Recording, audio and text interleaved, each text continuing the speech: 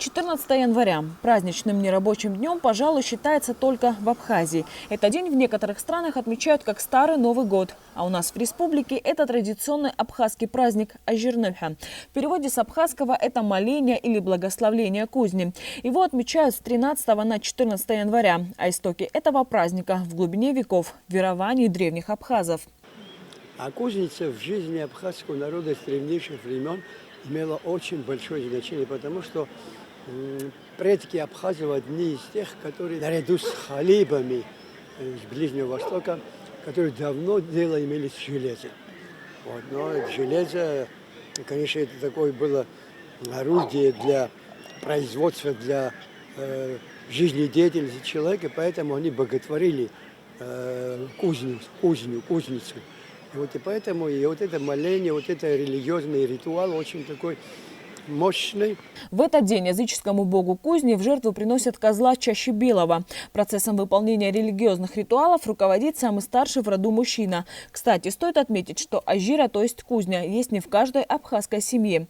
Но там, где благословление кузни проходит, проводятся особые ритуалы, которые также формировались в древности. Это тоже из очень глубоких времен идет эта традиция. Старший в семье приносит жертву. Печень, сердце одеваются на трезубец, который называется хвакиц, то есть трезубец. Чистое вино обязательно должно быть именно для этого праздника, без всякой примеси, с полотенцем через плечо, омывшись, собрав всю семью по количеству. Мальчиков режут петушков, а по количеству девочек режут курочек. Священные делают хлебцы акваквар, берут свечи, их вот так вот скручивают по числу членов семьи. Старший просит послать Всевышнему на их семью, на землю Апсны, благоденствие, счастье, урожай, здоровье, размножение, семья, чтобы люди уважали друг друга, любили, почитали, чтобы на земле был мир.